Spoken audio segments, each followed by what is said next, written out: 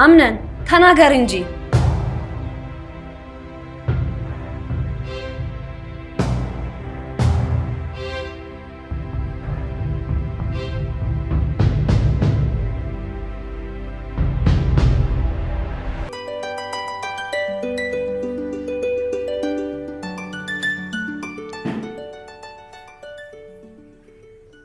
አቶ አምነን ቆይ ለምንድን ነው ማታ ወደዚህ ያልመጣው? ማለቴ የታድረክ ነው? ወይዘር ጄሪ ይህንን ላንቺ ማስረዳት ያለብኝ አይመስለኝም። አዎ ግን ስጠብቅ ነበር እኮ። ለምን አንጠፈሽ መተኛት ትችይ ነበር?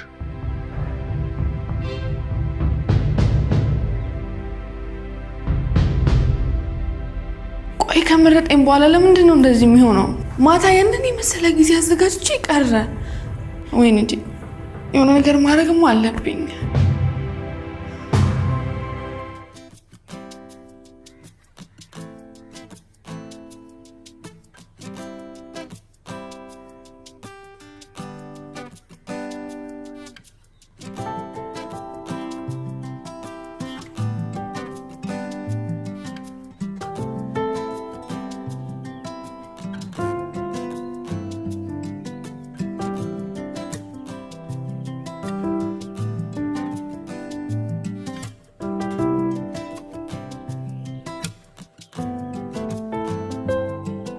አቶ አምነን አንድ ነገር አስቤ ነበር።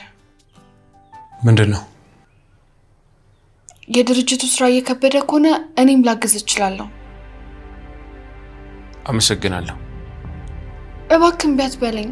በስራ ምክንያት ውጭ ማድረግ የለብህም። እንዴ የኔ ልጅ ቤት አላደርክም እንዴ? ወይ ጄሪ የሚስትነት ግዴታሽን ካሁን መወጣት ጀምረሻል። የወንድሜ ልጅ ምን አይነት ስራ ገጥሞ ነው? ማለቴ የት ነው ያደርከው?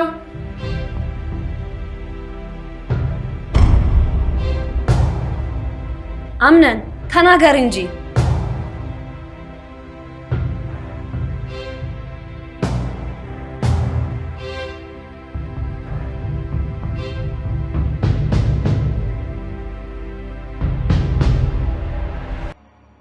እዚህ ቀደም እንደምታደርጉት እያንዳንዱን ቪዲዮ ላይክ ማድረጉን እንዳትረሱ። ሰገነት ሚዲያን ለወዳጅ ዘመዶቻችሁ ሼር አድርጉላቸውና ቤተሰብ እንዲሆኑ ጋብዙልን። የምንለቃቸው ቪዲዮዎችም እንዳያመልጧቸው የደወል ምልክቷን መጫን እንዳይረሱ አስታውሱልን። ሁልጊዜም እንደምታደርጉት ሰገነት ሚዲያን ለመደገፍ ሱፐር ስቲከር እና ሱፐር ቻትን መጠቀም ትችላላችሁ። አብሮነታችሁ ከኛ ጋር ስለሆነ ክብረት ይስጥልን ለማለት እንወዳለን። ነው ሁልጊዜም ሰገነቱ ላይ ስትወጡ የማይታየውን እያያችሁ ያልተደመጡትን እያደመጣችሁ ከኛ ጋር ትዘልቃላችሁ። መልካም ቆይታ።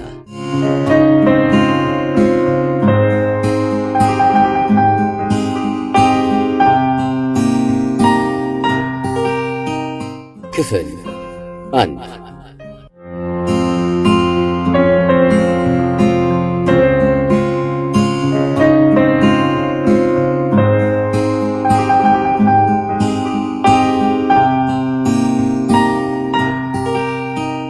ኒውዮርክ ሴፕቴምበር 10 1969 አዳኞች እያደቡ ወደ ግዳያቸው ተጠጉ። ይህ የአዳኝና ታዳኝ ጨዋታ ከ2000 ዓመታት በፊት በገናናይቱ ሮሜ ቢከናወን ኖሮ ቦታው የኒሮኒስ ትዕይንት አደባባይ ወይም ኮሎሲየም ይሆን ነበር። በመድረኩም ላይ የተራቡ ጨካኝ አንበሶች ለሰለባ የቀረበላቸውን ምስኪን ለመቦጫጨቅ ቸኩለው በቁጣ ሲቁነጠነጡ ጥርሳቸውን ሲያንቀራጭጩ ሊሰሙ ይቻል ነበር። ጊዜው ተለወጠና አዳኞች ያደባሉ እንጂ ቁጣቸውን አያሳዩም። ያኛው መቶ ክፍለ ዘመን ዘመነ ስልጣኔ ኒውዮርክ ውስጥ ማናተን አካባቢ 16ኛ ወንጀል ችሎት። ይህ የትዕይንቱ አደባባይ ነው። ታዳኙ ሚካኤል ሞሬቲ ይባላል። ሚካኤል በተከሳሽ ወንበር ላይ ተቀምጧል። ሽክ ብሎ የለበሰ ረጋና ዝም ያለ መልከ መልካም የሆነ የ32 ወይም የ33 ዓመት ጎልማሳ ነው። ጥልቅ የሆኑ ጥቋቁር አይኖቹ ከርፋ ገድም አዳራሹን ይማትራሉ። አዳኙ ሮበርት ዲ ሲልቫ ይባላል። ሮበርት ዲ ሲልቫ በኒውዮርክ የማንሃተን አካባቢ ዋና አቃቤ ሕግና የሕዝብ ጉዳይ አስፈጻሚ ነው። አዳኝና ታዳኝ በመልክም ሆነ በባህሪ ተመሳሳይነት የላቸውም። ሚካኤል ከላይ እንደተገለጸው መልከ መልካምና ረጋ ያለ ሰው ሲሆን ሮበርት ዲ ሲልቫ ግን አጭር፣ ደንዳና፣ አለባበሱም አልባሌ ነው። በባህሪውም ቀዥቃዣና እረፍት የለሽ ሲሆን ጨካኝነትም ይታይበታል። ሮበርት ዲ ሲልቫ በወጣትነት ዘመኑ ቦክሰኛ ነበር። አንድ ሰው ገድሏል መድረክ ላይ። በሰራው ሥራ ግን ተጸጽቶ ያውቅም። ሮበርት ዲ ሲልቫ ለስልጣን የሚንገበገብ ሰው ሲሆን እዚህ የአካባቢ ዋና አቃቢ ሕግነት ደረጃ ለመድረስ የረዳው ዘመድ ወይም ገንዘብ አልነበረም።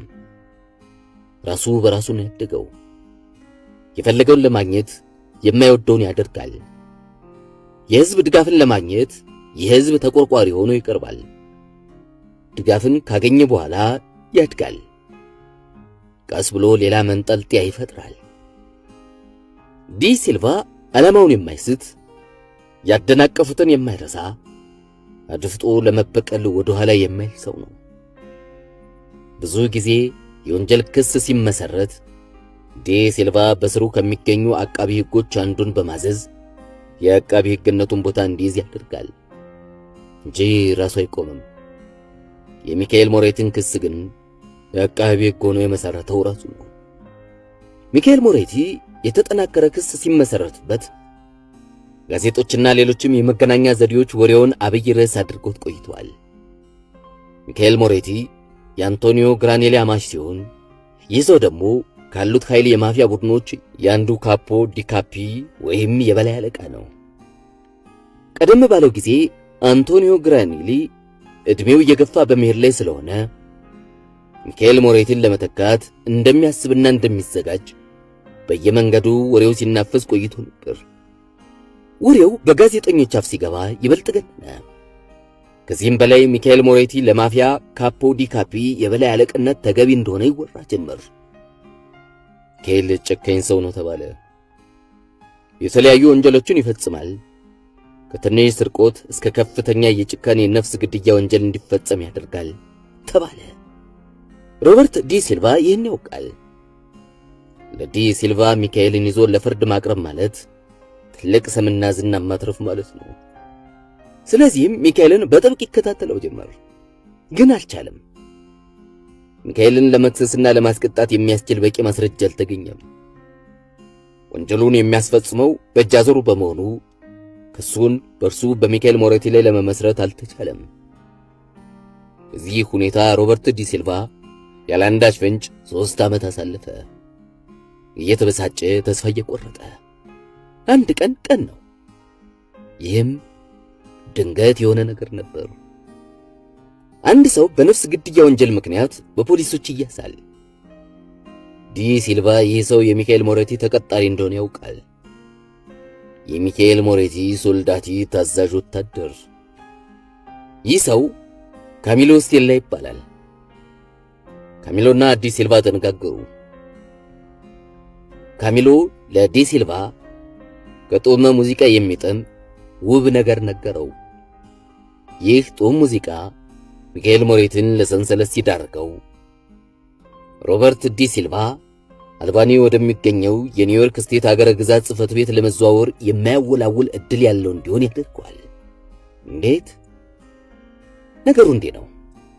ሮበርት ዲ ሲልቫ ካሚሎ ስቴላን ያህል ድንቅ ነገር ያገኘው ወደ አልባኒ ለመግባት ጊዜው በተደላደለበት ወቅት ነበር። የሚቀጥለው የእንደራሴዎች ምርጫ ተቃርቧል። ሚካኤል ሞሬቲን ማስጠፈር፣ በትኩሱ እጩ ሆኖ መቅረብ አለቀ። ዝም ብሎ አይደለም ዲ ሲልቫ ይህ ሲል፣ ከፍተኛ የፖለቲካ ገምጋሚዎችም ይህን ጉዳይ ጠቁመውታል። ባለፈው ጊዜ ከነዚህ ሰዎች አንዱ ለመመረጥ ያለህ ዕድል አንድ ነው፣ የማያጠራጥር ዕድል በሚካኤል ሞሬቲ ላይ ያስፈራድክበት እንደሆነ ብቻ ነው ብሎ በጽሞና ነግሮታል። ዲ ሲልቫም ይህን ያምንበታል። ጊዜ ሳያጠፋ በሚካኤል ላይ ክስ ለመመስረት መዘጋጀት ጀመረ። ጠንቃቃ የተባሉ ሕጉን አጣርተው የሚያውቁ በጽሕፈት ቤቱ የሚገኙ ባለሙያዎች ተመረጡ።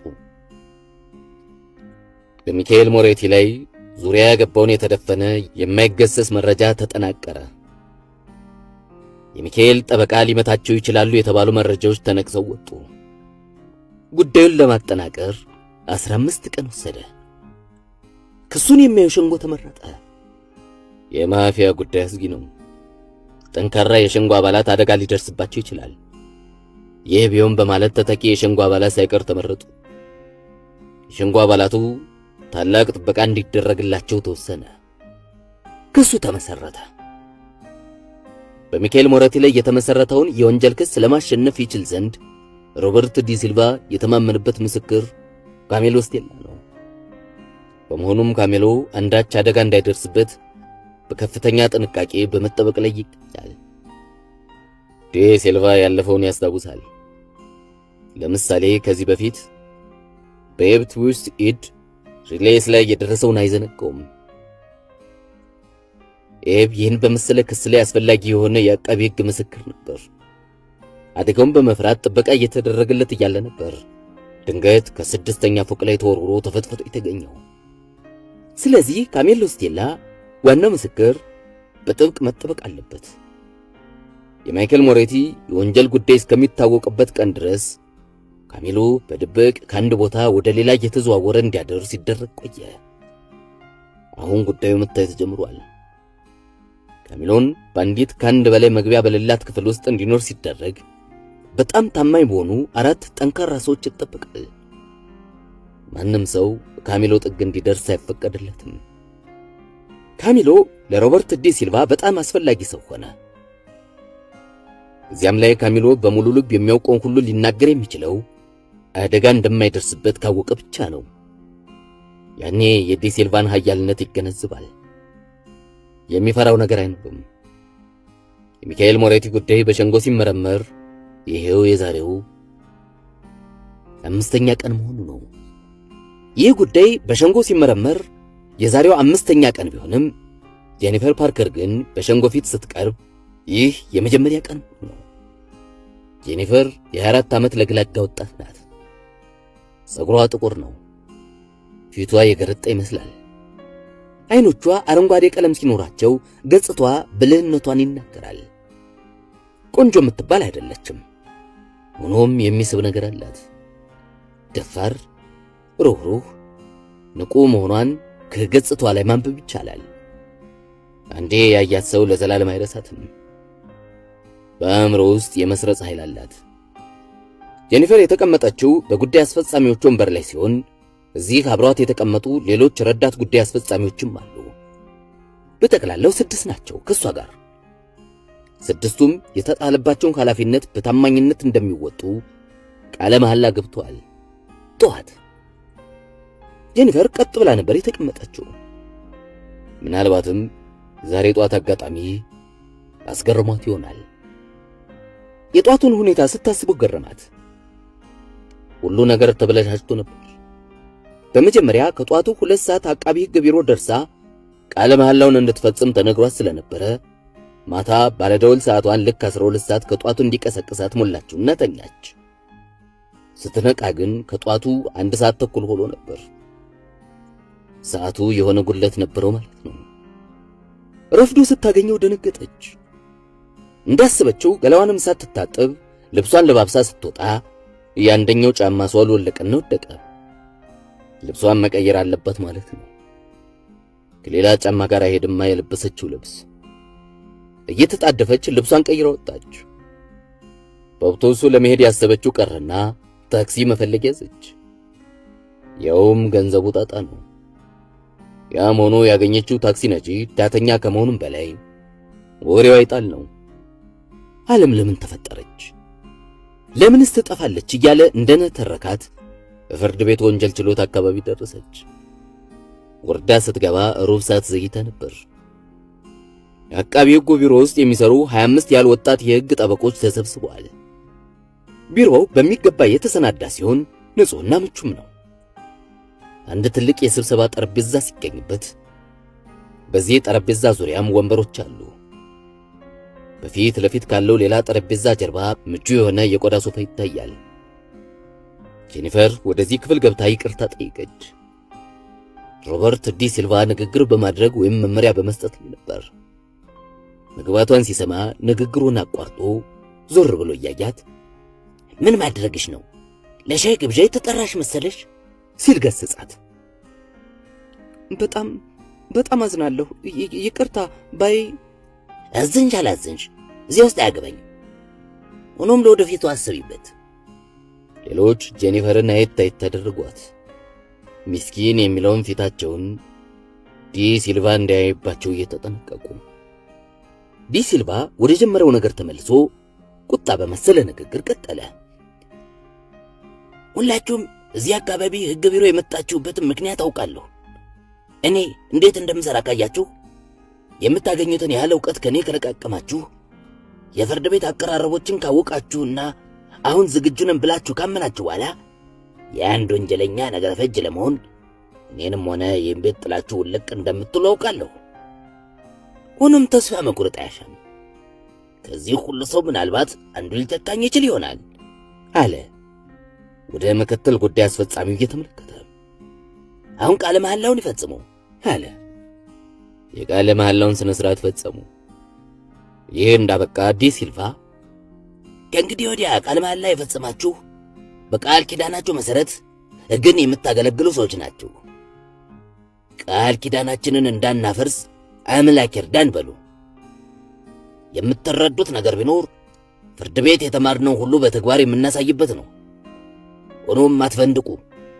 አንድ ጉዳይ ይዛችሁ ራሳችሁን ችላችሁ አቃቢ ሕግነት ለመቆም 2 ዓመት ያህል ያስፈልጋችኋል። ዲ ሲልቫ ንግግሩን ቆም አድርጎ እንደምታውቁት አንድ ያስኩት ታላቅ የወንጀል ክስ አለ። ሁላችሁም ስለዚህ ክስ ታውቃላችሁ። አሁን ከእናንተ መካከል የሚላላኩኝ ጥቂት ሰዎች ያስፈልጉኛል አለ። ጄኒፈር ፈቃደኝነቷን ለመግለጽ እጇን አወጣች። ሮበርት ዲ ሲልቫ ትንሽ አሰብ አድርጎ ፈቀደላት። ሌሎች 5 አዳዲስ ተቀጣሪዎችን መረጠ። እሺ እንግዲህ እናንተ ሄዱና 16ኛ ወንጀል ችሎት ጠብቁኝ አለ ዲ ሲልቫ። ከተሰበሰቡበት ክፍል እንደወጡ የመታወቂያ ወረቀት ተሰጣቸው። ጄኒፈር የዋናውን አቃቢ ሕግ ሁኔታ አይታ ባነጋገሩም ሆነ ባሳየው ባህሪ አልተበሳጨችም። የሕግ ሥራ ቀላል አይደለም። ጠንካራ ሰው ያስፈልገዋል። ዲ ሲልቫ ጠንካራ ሰው ነው። ጄኒፈር ከዚህ ጠንካራ ሰው ጋር ለመስራት መቻሏ እጅግ አስደሰታት። አሁን እኮ የኒውዮርክ አካባቢ አቃቢ ሕግ ጽሕፈት ቤት ባልደረባ ነች። ዋጋ በሌለው ነገር ላይ ያሳለፈችው የሕግ ትምህርት ቤት ኑሮ አከተመ። ድሪቶ ነበር። እነዚያ ፕሮፌሰሮች ሕግን ረቂቅ ነገር ያደርጉታል።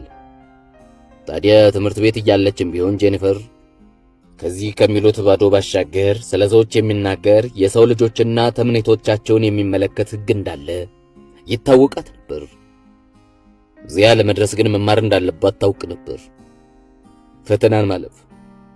ስለዚህም የተመረቀችው ከክፍሉ ሁለተኝነትን ደረጃ በመያዝ ሲሆን ስሟም በትምህርት ቤቱ የሕግ ጽሕፈት ቤት ላይ ወጥቷል። ያሰበችው ሁሉ ተሳካላት። በኒውዮርክ ከተማ ውስጥ 3 የወረዳ አቃቢያነ ሕግ አሉ። ወደ 200 የሚጠጉ ረዳት ጉዳይ አስፈጻሚዎችም ይገኛሉ። ከነዚህ መካከል ትልቁ ሮበርት ዲ ሲልቫ መሆኑን ታውቃለች። የበፊቱ ጭንቋ የት ይሆን የሚመደበው የሚል ነበር። ጄኒፈር ሮበርት ዲ ሲልቫን ትመለከቷለች። በሥራው ላይ ተመስጧል። በጣም ኃያል፣ ርኅራኄ አልባ፣ አይበገሬ የሕግ አስከባሪ መሆኑ እንዲሁ ይታወቃል። እሱን ትታ ወደ ተከሳሹ ወንበር ተመለከተች። ሚካኤል ሞሬቲን አጤነችው።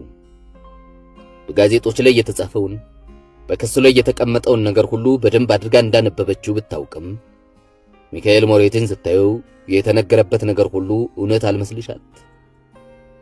እንዲያ አረጋ ያለውን አካሉንና ጸጥታ የሰፈነበትን ፊቱን ስታይ የአንድ የፍርድ ቤት ትዕይንት ያለበት ፊልም የሚሰራና ሚካኤልም በዚያ ፊልም ውስጥ ያለ ተዋናይ መሰላት እንጂ ነፍሰ ገዳይነቱ ፈጽሞ አልታመናላት። አይኖቹን ተመለከተች። በውስጡ የሚተራመሰውን ጭንቀት ያሳዩት እነዚያ ጥቋቁር አይኖቹ ናቸው። የፍርድ ቤቱን አዳራሽ ከዳር ዳር ይቃኛሉ። መውጫ ማመለጫ የሚፈልጉ ይመስላሉ። ግን ምንም መውጫ ምንም ማምለጫ የለም። ሊኖር የሚችለው መውጫ ማምለጫ ሽንቁር ቀዳዳ ሁሉ ዲ ሲልቫ በሙሻ ዘር ዘግቶታል። ካሚሎ ስቴላ ምስክር መስጫ መናገሪያ ላይ ቆሟል። ሴላ ሰው ሳይሆን ሌላ እንስሳ ቢሆን ኖሮ አይጥ ነበር የሚሆነው። ጠባፊቱ ወዲያ ወዲህ የሚቅበዘበዘው አስተያየቱ ይህን በመግለጽ ያሳያሉ። ፊቱን እንዳየው የማይታመን ሰው መሆኑን ትገነዘባለህ። ሮበርት ዲ ሲልቫ ራሱ ይህ ያለመታመን መንፈስ የሚያሳድር ሰው ለምስክርነት ጥሩ እንዳልሆነ ተገንዝቧል። ቢሆንም ካሚሎ የሚናገረው ነገር የሚተርከው አስፈሪ ታሪክ ራሱ በራሱ እውነቱ ይገልጻል። ቢሆንም ካሚሎ የሚናገረው ነገር የሚተርከው አስፈሪ ታሪክ ራሱ በራሱ እውነቱን ይገልጻል። ሌላው አያስፈልግም ብሎ ተማምኗል። ካሚሎ ስቴላ የምስክርነት ቃለ መሐላውን ከፈጸመ በኋላ የወረዳው ዋና አቃቢ ሕግ ሮበርት ዲ ሲልቫ ወደ ካሚሎ ጠጋ ብሎ ሚስተር ስቴላ ይሸንጎ አንተ በበጎ ፈቃድ ሰተት ብለህ መጥተህ ልመስክር ያልክ ሰው አለመሆንን እንዲገነዘብልኝ እፈልጋለሁ አለ ዲ ሲልቫ። እውነት ወይስ ሐሰት? እውነት ነው አለ ካሚሎ። ቀኝ እጁ እየተደጋገመ ይንዘረዘራል። ሚስተር ስቴላ ከተከሳሹ ከሚካኤል ሞሬቲ ጋር ትተዋወቃላችሁ? አዎ ሲል መለሰ። ፈጽሞ ወደ ተከሳሹ አያይም ነበር። ትውውቃችሁ እንዴት ነበር? ከማይክ ጋር እሱ ጋር ተቀጥሮ ይሰራ ነበር። ከሚካኤል ሞሬቲ ጋር ከተዋወቃችሁ ምን ያህል ጊዜ ይሆናል? 10 ዓመት። ድምፁ ያለ መሰማት ያህል ነበር። ድምፅን ከፍ ብታደርገው 10 ዓመት ያህል። የደም ስሩ አንገቱ ላይ ሲወጠር ይታያል። ከተከሳሹ ጋር የተቀራረበ ግንኙነት ነበራችሁ? እዚህ ላይ ቅዋሜ አለኝ አለ የተከሳሹ ጠበቃ ቶማስ ኮልፋክስ ብድግ ብሎ። ቶማስ ረጅም ሸበቶ ሲሆን እድሜውም ከ50 ዓመት በላይ ይሆናል። ቶማስ የማፊያው ዋና አማካሪ ኮንሲግለሪ ሲሆን ለወንጀለኞች ከሚቆሙ ሁሉ የላቀ ብልህነትና ጠርጣራነት ያለው ሰው ነው። አቃቤ ሕጉ ለምስክሩ ፍንጭ እየሰጠ ስለሆነ ጥያቄውን እቃወማለሁ አለ ቶማስ ኮልፋክስ። ተቃውሞውን ተቀብለናል አሉ ዳኛው ሎረንስ ዋልድማን። እሺ አለ አቃቤ ሕጉ። ጥያቄውን እንዲህ አድርጌ ላቅርበው። ሚስተር ስቴላ ለተከሳሹ የምትሰጠው አገልግሎት ምን ነበር? አንድ ችግር ይፈጥራል ማለት ለምሳሌ አንድ ሲያፈነግጣል፣ ያኔ ማይክ ይህን ነገር ወይም አፈንጋጩን ልክ እንዳገባው ይነግረኛል። እና ያንን ለማድረግሳ የምትጠቀመው ምንድነው?